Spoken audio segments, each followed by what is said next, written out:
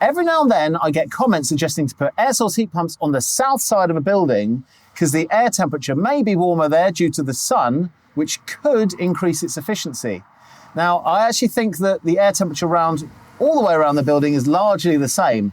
However, if you instead use the radiant effect of the sun, using one or two nifty tricks that I'm going to try and experiment with here, you might get a completely different result.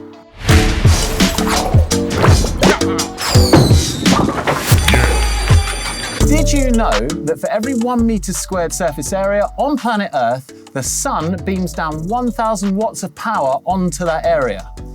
If our heat pumps are put in the shade, or more importantly, the evaporator at the back is put in the shade, that's 1,000 watts or a kilowatt they're just not going to be able to utilize. With that in mind, I've come up with a little experiment. So most homes have an installation that looks exactly like this, with the evaporator at the back facing the wall and being in the shade from the sun, blowing the air out forwards.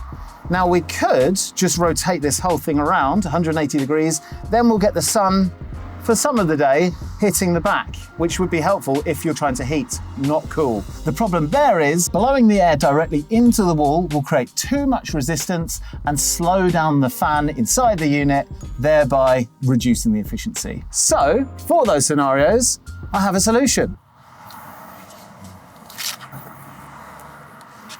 We stick a mirror on the back.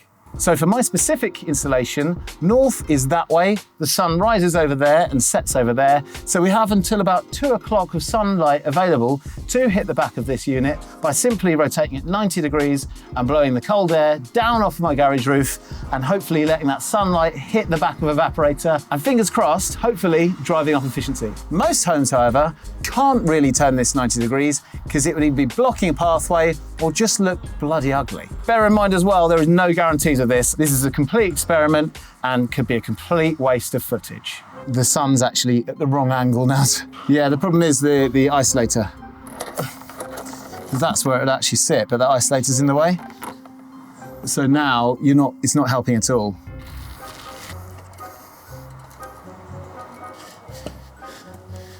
Oh, bloody thing. Oh, look, these are the world's strongest bloody cable ties.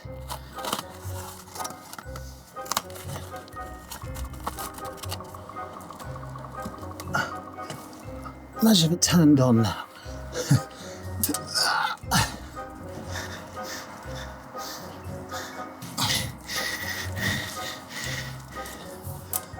Doesn't look the best, but this is in the name of science, not art.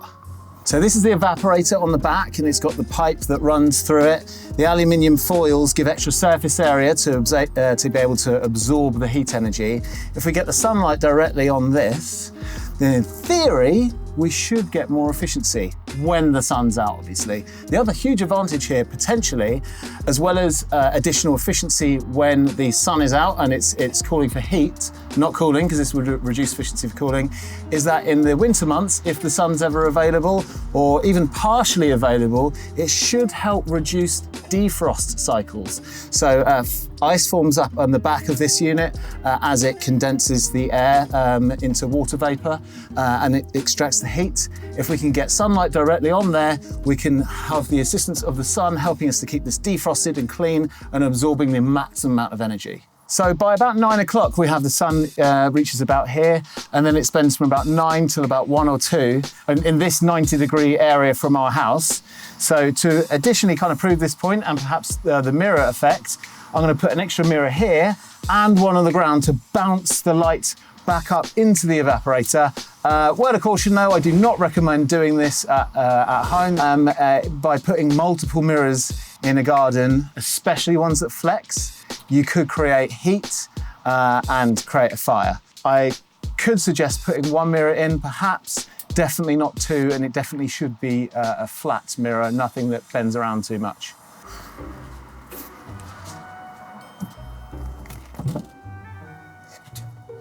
Something like this. Oh! Health and safety. This is literally mental. Try and not have too much air traffic in the videos because pointing a mirror upwards around aerospace is not generally recommended.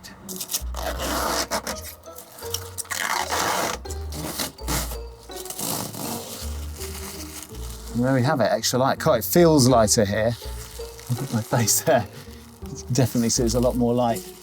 And again, if you were using this for cooling, you would want to remove these or block them off somehow, because it would struggle to shed the heat that it needs to give cooling to the property.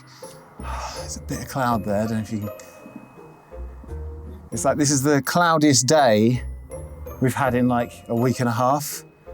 The one day I wanted to test it.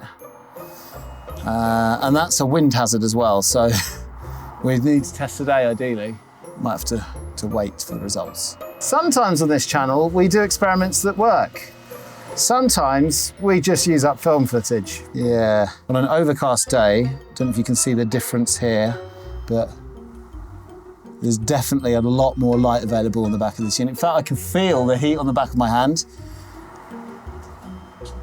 Yeah, you can put your hand in here, Harrison. You can literally feel, more heat, which obviously feels very small there, but spread over equates to a lot more power. Let's give it a go. It's 20 to 2. We've pretty much lost the side angle sun, so we're just using the ground bit essentially now, not the side mirror. I'm gonna go and fire on the heat pump for hot water, and we'll see what we've got. So we got 491% energy for heating up our hot water between 9 a.m. and 10 a.m. yesterday. Yesterday being the 4th of August, 2024. And today we're turning on the hot water at 10 to 2 to see if some mirrors have helped. Because this experiment is extremely well orchestrated and planned, I've realised that actually I've already heated the hot water this morning between 9 and 10. So I've just run a hot bath for the missus. Hopefully that's going to give a demand. I think the best way to see the efficiency is I'll turn on a setting in here. You'll see me click on show instant SCOP, and we'll be able to show the efficiency in time relevant to the flow temperature. Bit complicated, but basically what it means is it's relative efficiency. Its efficiency changes throughout the heat up, but for any one point in time, we'll be able to isolate that point in time and compare apples and apples. Apples and apples, not apples and apples. This morning you can see when it first came on, it had a SCOP of 7.8, the hot water, and then it dropped to 5.6, then it went up to 6.8, then down to 4.6, then so around about 5. Down to the lowest point of 3.8 at that last bit of heating up. So this is what we're looking at. We're going to compare this same thing for the new heat up with the ground mirror there to assist. The side mirror is not really going to do much. Also note it was 18.9 degrees Celsius this morning. It's going to be 21.3 when we turn this on. So that will give a natural little bit of assistance, but we're looking for something a bit more hopefully notable than a little bit more efficiency, fingers crossed. So the heat pump's come on. It's not come on enough to show an instantaneous SCOP yet. Oh, here's evidence of some SCOP. 8, so 7.9. 7.9, let's compare that to a bit early days for this, but do you know what I might be worth doing? If the sun moves round, putting the mirror on the other side to catch the sun and bounce it back the other way. How are you going to secure that? A bit of tape. 7.9, and previously our instantaneous SCOP went up to 7.8. We've got a 0.1 SCOP increase so far. Fantastic results. But we've also probably got that from the increased air temperature outside. But the sun isn't out, this is an overcast day. Well, with all the access you guys get to see on Open Energy Monitor, you can see my system, heatpumpmonitor.org. You can drill down and see, what they're doing at any one specific point in time. So yeah, we've gone from 7.9 to 7.8, back up to 7.9. Riveting stuff. Previously, this morning, the hot water came on at 9:01. It didn't record the SCOP until 9:03. That's probably because it was very erratic, so it didn't know what it was doing. Whereas now, if I go forward in time to today, hot water came on at 1:57, started recording at 1:59 at a SCOP of 7.9, and then stayed around there, some missing data here it seems. Went up to 8 at 2:01, and then slowly dropping, it's not quite sharp, 7.4, 7, 6.6, 6.5 at 203. So early indicators are something might be there, maybe. It looks interesting so far, that's for sure. More to follow. The sun's just come out. I think, did you reckon it came out a couple of minutes ago? So it's just come out really. It's 18 minutes past 2 now. Let's say it came out at 16 minutes past. So after the initial heat up, it evens out at 6 kilowatts input. But then if we go to this one, yes, we've got more thermal energy in the air because the air temperature's higher, which will help, but we've got a massive jump here from 5.8 to 6.1, which is where it was, up to 6.4, up to 6.6. The hot water is at 35 degrees, and it's done it so far at a SCOP of 6.5. It could be record breaking. I'm not going to tell anyone about this so I can stay top of the SCOPs for longer. We've just got some sun come out. It's 14:49. It came out about a minute ago. I just want to check to see if that has resulted in instantaneous SCOP. Yes, we have exactly. It's gone from 4.8 to 4.9. Yeah, it's gone up 0.1 of a cop, which is not loads, but it's more than nothing. What are you doing, Adam? I'm just moving the mirrors. We'll get more sun to the heat pump. Oh yeah.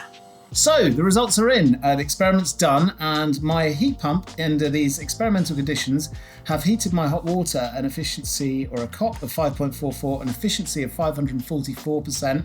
So for every 1 kilowatt hour of electricity, it's generated 5.44 kilowatts of heat, which is a very, very high number. That is at an outside temperature of 22.3 degrees. It's done it over an hour and 15 minutes, which is relatively long. I think there was some hot water usage in the middle here. If we compare to a similar day, here's a similar day, except for the outside temperature was 28.8, so much hotter. You'd expect much more higher efficiency at higher outside temperature. This is heated over an hour and 3 minutes or something, a little bit shorter, but only has an efficiency of 5.15 or 515. So from the one simple experiment we've done, this looks like it could work. It's not conclusive yet though. I'm gonna go and stick these mirrors into place and watch over the next few days to see if there's any notable repeatable changes, and move my hot water timing back to slightly earlier. I'll start it at 2 o'clock at the moment, it's the hottest part of the day. I'm gonna have to start it at 1 and see if we can get any more juice out of it. Hi guys, producer Harrison here. We'll be testing this experiment through the winter months, so if you want to keep up with the results, make sure you're following us on the socials, Twitter, Facebook and Instagram. Also, if you love Heat Geek content, then you will love our brand new second channel, Heat Geek Uninsulated, linked in the description below. Here you will find all of our podcasts and extended content for our most hardcore viewers. Head on over to Heat Geek Uninsulated and subscribe to stay up to date. I'm hopeful. I don't know if this is going to end up with any practical results, but I still find it interesting. Hopefully you have too. If you want to see more videos like this, make sure that you subscribe to this channel because we've got a ton more stuff coming. Comments in the description down below about how dangerous what we did was, or how we're numbskulls, or perhaps some better ideas, or how great we are. If you're looking for a heat pump, go to upgrades.heatgeek.com where you can find out how much a heat pump will save you every single month and how much it will cost to install. And I'll see you on the next one.